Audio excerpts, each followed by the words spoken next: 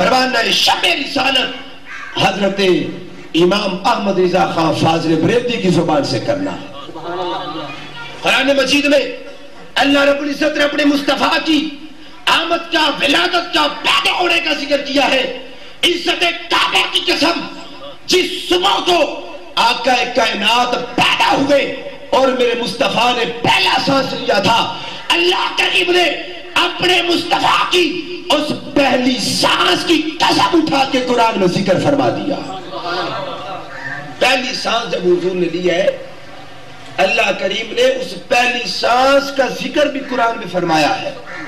ولادت کا بھی ذکر، ولادت سے قبل کا بھی ذکر، نور مصطفیٰ کے سے انتقال سے پہلے کا، یعنی جب انتقال ہوا، حضرت آدم میں نور آیا، حضرت آدم سے شیش میں آیا، شیش سے حضرت نوح میں آیا، نوح سے نور چلتا ہوا ابراہیم میں، ابراہیم سے اسماعیل میں، اسماعیل کے بعد بنو ہاشم میں، اور بنو ہاشم کے بعد حضرت عبداللہ کی صلب انور میں، بلکہ یوں کہو کہ عبداللہ کی پیشانی میں جب نور مصطفیٰ جگمگایا اور مکہ کی سرزمین میں مصطفیٰ کی آمد کا، ولادت کا جب وقت آتا ہے، رب کائنات نے ایک ایک لمحے کو قرآن کے اندر بیان کر کے قیامت تک اس کو بیان فرما دیا۔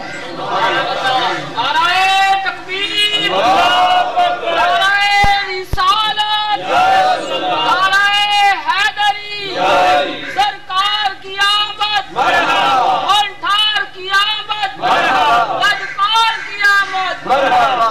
پہلا ذکر تخلیق کا، اللہ کریم نے جب پیدا کیا اس کا ذکر قرآن میں کیا ہے۔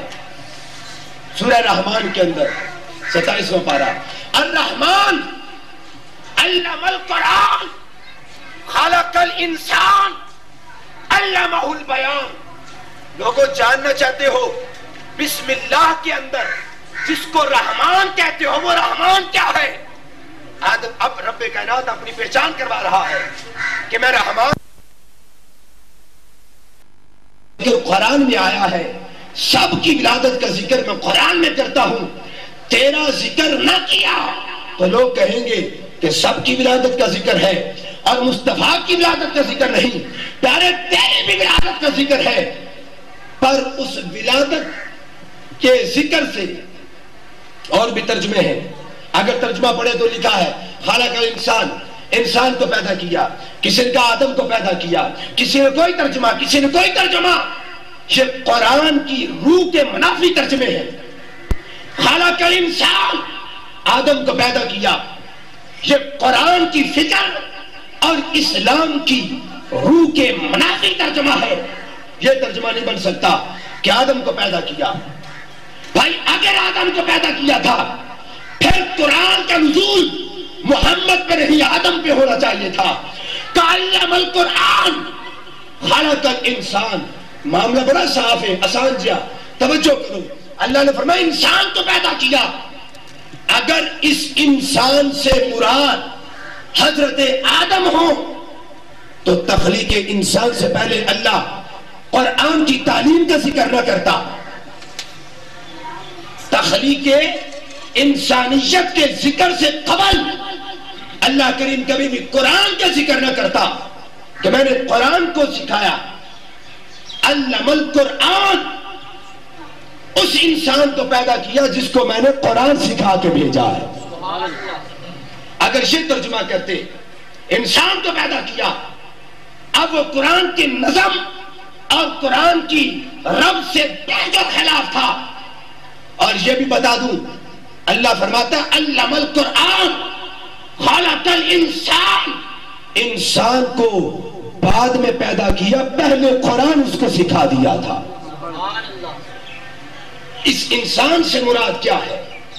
حضرت آدم ہو تو وہ قرآن مجید کا علم ان کے پاس نہ تھا، نام ان کو آتا تھا کہ آخری محبوب پر جو قرآن نازل ہونے والا ہے، جو کتاب نازل ہونے والی ہے، اس لاریب کتاب کا نام قرآن ہے۔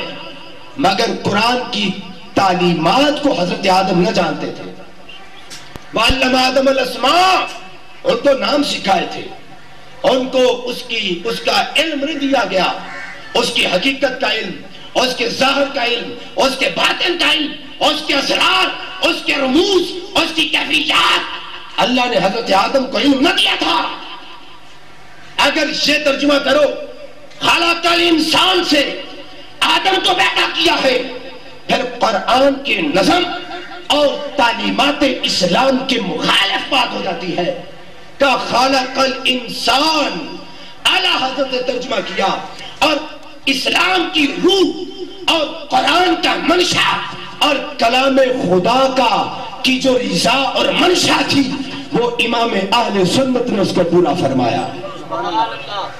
بر صغیر کے اندر یہ نہیں کہ اسے پہلے ترجمہ کسی نے کیا، علامہ خازن چوٹی کا آدمی ہے، اپنی بات کو جب بیان کرتا ہے خازن تو لوہے سے زیادہ مضبوط اور پتھر سے زیادہ، پہاڑ سے زیادہ ثابت قدمی کے ساتھ خازن جب بات کرتے ہیں ان کی بات میں اتنا وزن۔ اور امام راضی مجدد وقت، اپنی صدی کا مجدد امام راضی رحمت اللہ تعالی علیہ، در منصور میں حافظ جلال الدین سیوطی شافعی رحمت اللہ تعالی علیہ اپنی وقت کے مجدد، یہ سارے مجددین اس کا ترجمہ کیا۔ اور جس نے بر صغیر میں جو مجدد بن کر آیا تھا، 100 سال کے بعد جس نے اسلام کی روح کو تپندگی عطا فرما دی، جب اسلام کے چہرے کے اوپر غبار پڑ رہی تھی اور نزدیکیت، بہائیت، قادریانیت اور بے شمار فرقے آ کر وہ اسلام کو مسخ کرنا چاہتے تھے، اللہ کریم نے 1272 ہجری میں امام احمد رضا کو پیدا فرما دیا۔ امام اہل سنت نے اس کا ترجمہ وہ ترجمہ کیا جو اللہ کے محبوب بندے اور فقط کے مجدد ترجمہ کیا کرتے تھے۔ 1000 صدی کا مجدد حضرت مجدد الفسانی نے بھی اس کا ترجمہ اپنے مکتوبات کے اندر کیا ہے۔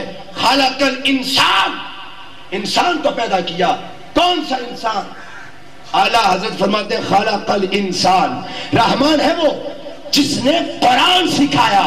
خلق الانسان، اور انسانیت کی جان محمد کو پیدا فرمایا۔ قرآن کا تعلق آدم سے نہیں تھا، قرآن کا تعلق مصطفیٰ صلی اللہ علیہ وآلہ وسلم سے ہے کہ علم القرآن خلق الانسان، میں وہ رحمان ہوں جس نے قرآن سکھایا ہے، میں وہ رحمان ہوں جس نے محمد مصطفیٰ صلی اللہ علیہ وآلہ وسلم کو پیدا فرمایا ہے۔ اب بعض لوگ کہتے ہیں کہ مصطفیٰ تو امی تھے، ان پڑھ تھے، جانتے کچھ نہ تھے۔ روایات کو دیکھیں، شعب الایمان کے اندر روایت موجود ہے، آقا کریم اور امام اہل سنت نے فتاوی رضویہ شریف کے اندر بھی روایت نقل کی ہے۔ حضرت امیر معاویہ رضی اللہ تعالیٰ عنہ قرآن کے کاتب تھے۔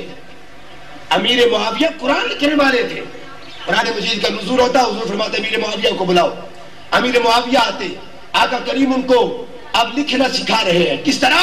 انہوں نے ہاتھ میں قلم پکڑا، حضور نے حضرت امیر معاویہ کو قلم پکڑنا بھی سکھا دیا۔ ان کی نوک پلک سواری مصطفیٰ کی ذات نے عزت کعبہ کی قسم، جو آقا امیر معاویہ کی نوک پلک سوا رہا ہے وہ کبھی اس کی سیرت سے غافل نہیں ہو سکتا تھا۔ اگر مصطفیٰ نے قلم پکڑنا سکھایا ہے تو حکومت کرنا بھی سکھایا ہے۔ اگر معاویہ رضی اللہ تعالیٰ عنہ کی نوک پلک کو سوارا ہے تو ساتھ مصطفیٰ نے امیر معاویہ رضی اللہ تعالیٰ عنہ کی سیرت کو بھی ساتھ ساتھ سوارا۔ حضور یہ نہیں ہو سکتا کہ نوک پلک تو سوارے مگر سیرت کی طرف توجہ نہ کریں۔ حضور نے سکھایا ہے پڑھنا۔ اور بخاری شریف کے دامن کے اندر کئی روایات موجود ہیں، آقا کریم صلی اللہ علیہ وآلہ وسلم کے پاس کئی لوگ آئے، کئی وفد آئے۔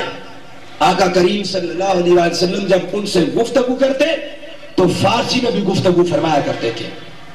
امام بخاری یہ روایت لے کر آئے ہیں کہ آقا کریم صلی اللہ علیہ وآلہ وسلم بخاری کے اندر روایت موجود ہے کہ حضور نے فارسی کے اندر گفتگو فرمائی ہے۔ یہاں تک کہ حضور تو اپنا لعاب دہن کسی کو عطا فرما دے، لعاب دہن عطا فرما دے، وہ کائنات کی زبانیں جان جاتا ہے، بولنا شروع کر دیتا ہے۔ فتوح شام میں روایت موجود ہے، لوگ تو کہتے ہیں معاذ اللہ فوجدک ضالا فہدی، اے محبوب اعوذ باللہ تعالیٰ وہ ترجمہ کرتے ہیں تم کو گمراہ پایا، فہدی شریعت کا پتہ بتا دیا۔ ارے جو مصطفیٰ گمراہ تھا معاذ اللہ، اگر وہ گمراہ تھے تو پیدا ہوتے ہوئے ہی سجدہ کرتے، ابھی مصطفیٰ کی آمد ہوئی، ولادت ہوئی، ولادت کے فوراً بعد آقا کائنات سجدے میں جا کر تیرے اور میرے لیے دعائیں کر رہے ہیں، رب حبلی امتی، رب حبلی امتی۔ اگر اعلان نبوت سے پہلے